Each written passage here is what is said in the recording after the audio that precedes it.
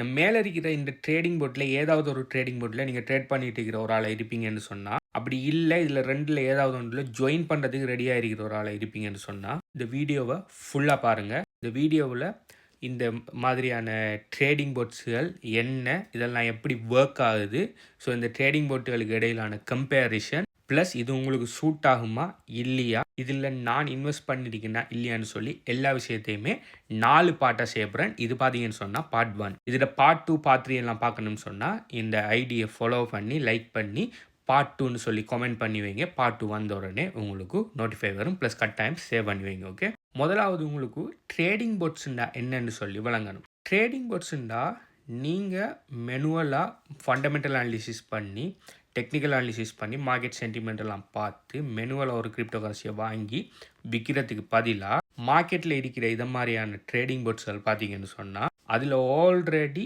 Pre பில்டாக இருக்கிற ஸ்ட்ராட்டஜிகளை பாவிச்சு அதுகள் என்ன பண்ணணும்னு சொன்னால் உங்களோட எக்ஸ்சேஞ்சில் ட்ரேட் பண்ணும். ஸோ இதில் நிறைய ஸ்ட்ராட்டஜி இருக்குது. ஓகே, டிசிஏ ஸ்ட்ராட்டஜி இருக்குது, ஏஐ ஸ்ட்ராட்டஜி இருக்குது, கிரிட் ஸ்ட்ராட்டஜி இருக்குது, இல்லாட்டி வேறு டிஃப்ரெண்ட் ஸ்ட்ராட்டஜின்னு சொல்லி நூற்றுக்கணக்கான ஸ்ட்ராட்டஜிஸ் இருக்குது. ஒவ்வொரு சில போர்ட்ஸில் பார்த்தீங்கன்னு சொன்னால் மல்டிபிள் ஸ்ட்ராட்டஜிஸ் ஒரு போர்ட்டில் இருக்கும். சில போர்ட்டில் தனி அவங்களுக்குன்னு சொல்லி யூனிக் ஸ்ட்ராட்டஜி ஹிடனாக வச்சுருப்பாங்க. ஓகே, ஏஐ ஸ்ட்ராட்டஜின்னு சொல்லி அநேகமான இது இல்லை ஹிடனாக வச்சுருப்பாங்க. அது என்ன ஸ்ட்ராட்டஜியில் ஒர்க் ஆகுன்னு சொல்லி வெளியில் இருந்து நம்ம பார்க்க இல்லாத மாதிரி இருக்கும்.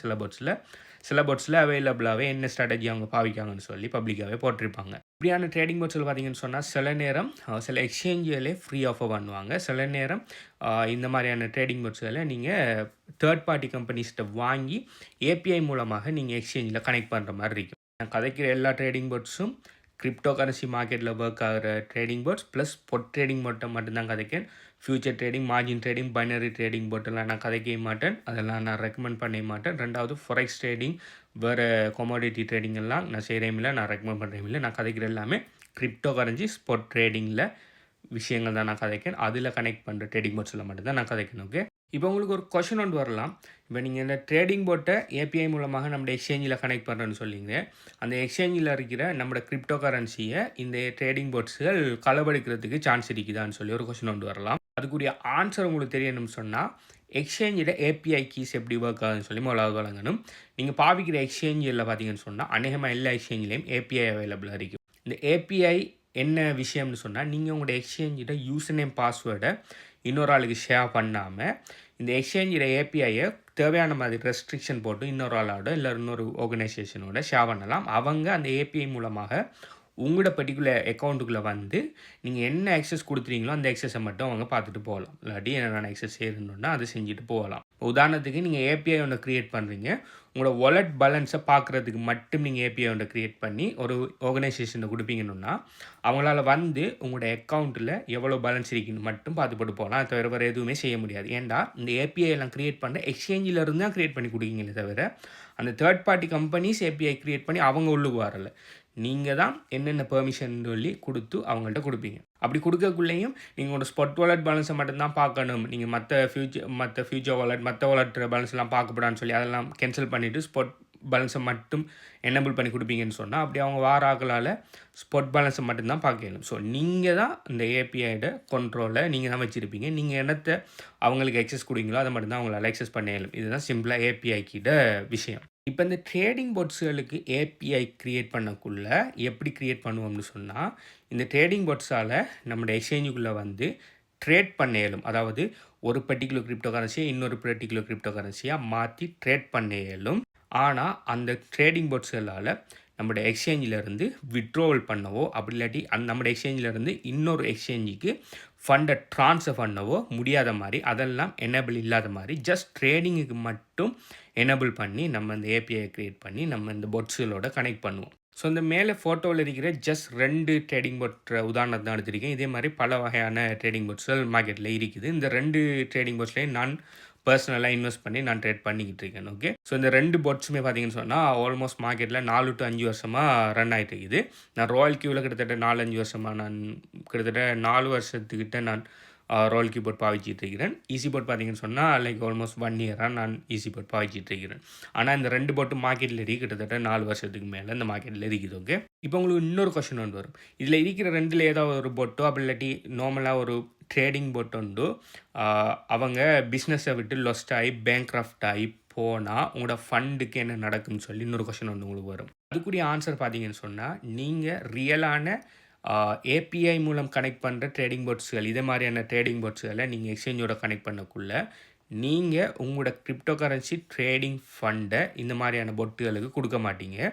ஏபிஐ மூலமாக உங்களோட எக்ஸ்சேஞ்சுக்கு எக்ஸஸ் கொடுத்து எக்ஸ்சேஞ்சுக்கு வந்து தான் அது அந்த மாதிரியான பொட்ஸ்கள் ட்ரேட் பண்ணுமே தவிர உங்களோட எக்ஸ்சேஞ்சில் இருக்கிற பணத்தை இந்த வாலெட்டுகளுக்கு கொண்டு போக மாட்டீங்க. உங்கள்கிட்ட யாருனா வந்து நாங்கள் ஒரு ட்ரேடிங் போர்ட் வச்சுக்கோம், அந்த ட்ரேடிங் போர்ட்டுக்கு நீங்கள் $100 தந்தீங்கன்னா உங்களுக்கு மாதம் 10% தருவோம், இல்லாட்டி 30% தருவோம், இல்லாட்டி உங்களோட பணத்தை டபுள் பண்ணி தருவோம், நீங்கள் எங்களுக்கு பணத்தை அனுப்புங்கன்னு சொல்லுவாங்கன்னு சொன்னால், அது பார்த்தீங்கன்னு சொன்னால் பிரமிட் ஸ்கீம். அது உண்மையான ட்ரேடிங் போர்ட் இல்லை. நீங்கள் உங்களோட ஃபுல் அசெட்டை ட்ரேடிங் கேபிட்டலை ஒரு தேர்ட் பார்ட்டி கம்பெனிகிட்ட கொடுத்து அவங்க அதுக்கு ப்ராஃபிட் தர மாதிரி கன்செப்ட் சொன்னால் அது பிரமிட் ஸ்கீம். அதிலேருந்து தவிர்த்துடுங்க.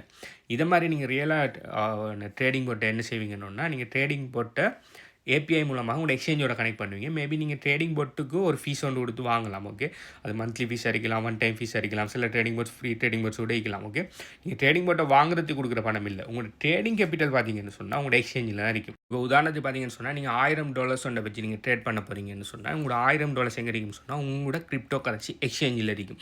இப்போ உங்களோட கொஷன் என்ன அறிக்கணும்னு சொன்னால், நீங்கள் அந்த $1000 வச்சிருக்கிற அந்த கிரிப்டோ கரன்சி எக்ஸ்சேஞ்ச் சேஃபாக இல்லையாங்கிறத அறிக்கணுமே தவிர இந்த ட்ரேடிங் போர்ட் சேஃபாக இல்லையாங்கிறது உங்களோட ப்ரையாரிட்டி குறைய தயாரிக்கணும். ஏன்டா இந்த எக்ஸ்சேஞ்ச் இந்த பொட்ஸ்கள் பார்த்தீங்கன்னு சொன்னால் நாளைக்கு இல்லாமல் போனாலும் உங்களோட ஃபண்டு கொண்டு ஆக போகிறேன். ஏன்னா உங்களோட ஃபண்ட் எக்ஸ்சேஞ்சில் தான் இருக்குது. ஓகே, நாளைக்கு இந்த ராயல் கீபோர்ட் இல்லாமல் போனாலும் சரி, ஈஸி போர்ட் இல்லாமல் போனாலும் சரி, உங்களோட ஃபண்ட் எங்கே இருக்குன்னு சொன்னால் உங்களோட எக்ஸ்சேஞ்சில் தான் இருக்கும்.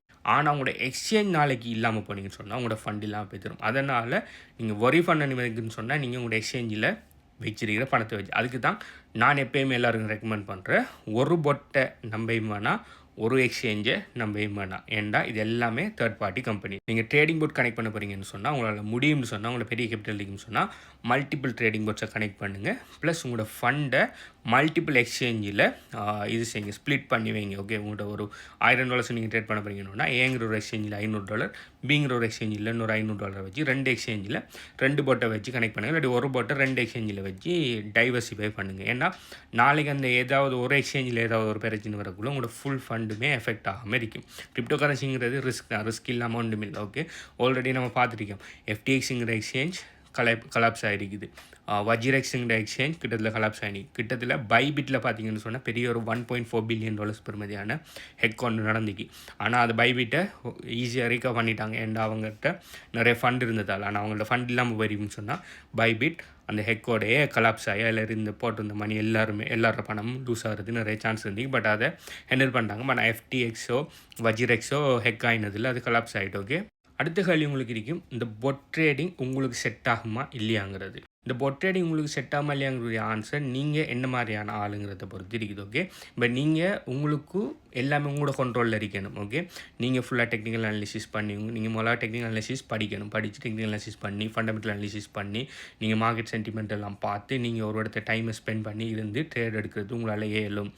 ட்ரேட் எடுக்கிறதுக்கு போதிய அளவு பொறுமை இருக்குது, போதிய அளவான நாலேஜ் இருக்குன்னு சொன்னால் நீங்கள் தாராளமாக மேனுவல் ட்ரேடிங் பண்ணிக்கொள்ளலாம். உங்களுக்கு இந்த பொட் ட்ரேடிங் உங்களுக்கு அவசியம் இல்லை. ஆனால் உங்களுக்கு டெக்னிக்கல் அனாலிசிஸ் படிக்கிறது கஷ்டம், அது அடுத்தது ஃபண்டமெண்டல் அனாலிசிஸ் படிக்கிறது கஷ்டம், அடுத்தது பார்த்தீங்கன்னு சொன்னால் உங்களுக்கு போதுமான அளவு டைம் இல்லை இருந்து ட்ரேட் பண்ணுறது. ஈவன் உங்களுக்கு டெக்னிக்கல் அனாலிசிஸ் ஃபண்டமெண்டல் அனாலிசிஸ் தெரிஞ்சிருந்தாலும் ஒவ்வொரு நாளும் ஒரு 4-5 ஹவர் இருந்து மார்க்கெட்டை அனலைஸ் பண்ணி ட்ரேட் பண்ணுறது உங்களுக்கு டைம் இல்லைன்னு சொன்னால் உங்களுக்கு பொட்டுகளை வச்சு நீங்கள் ட்ரேட் பண்ணிக்கொள்ளலாம் உங்களோட ஃபண்டுகளுக்கு. அப்படி இல்லை உங்களுக்கு ரெண்டு ஓகேன்னு சொன்னால் நீங்கள் மேனுவல் ட்ரேடிங் பண்ணிக்கொள்ளலாம். நீங்கள் ஒரு குறிப்பிட்ட ஃபண்டை பொட்டுகிட்ட கொடுத்து பொட் ட்ரேடிங் பண்ணிக்கொள்ளலாம். ஓகே, பொட் ட்ரேடிங் பார்த்தீங்கன்னு சொன்னால் கிட்டத்தட்ட பெசிவ் இன்கம் தான். நீங்கள் எல்லாத்தையுமே ஒரு தான் செட் பண்ணிக்கணும்னா பொட் தானாக கண்டினியூஸாக ட்ரேட் பண்ணிட்டு இருக்கும். மேனுவல் ட்ரேடிங்கில் நீங்கள் தான் கண்டினியூஸாக செஞ்சுட்டு இருக்கணும். ஸோ அது பார்த்தீங்கன்னா சொன்னால் ஆக்டிவ் ட்ரேடிங் கான்செப்ட்டுக்குள்ளே வரும். இந்த வீடியோட பார்ட் உள்ள பர்டிகுலராக இந்த ராயல் கியூபர்ட் ப்ளஸ் இந்த ஈஸி போட்டுங்கிற இந்த 2 பர்டிகுலர் போட்டை கம்பேரிசன் பார்க்க போகிறோம். ஓகே, இதில் என்னென்ன ஃபீச்சர் இதில் இருக்குது, இதில் இல்லை, இதில் எது பெட்டராக இருக்குது, அதில் பெட்டராக இல்லைன்னு சொல்லி 2 ஃபீச்சரும் நாங்கள் பார்க்க போகிறோம். ஸோ பார்ட் 2 வீடியோ வேணும்னு சொன்னால் பார்ட் 2ன்னு சொல்லி கமெண்ட் பண்ணி இந்த வீடியோ சேவ் பண்ணி வைங்க. அடுத்த பார்ட் 2 அப்லோட் பண்ணக்குள்ள உங்களுக்கு நோட்டிஃபிகேஷன் வரும். ப்ளஸ் எங்கள் HPU consultancy Telegram channel join பண்ணிக்கொள்ளுங்க.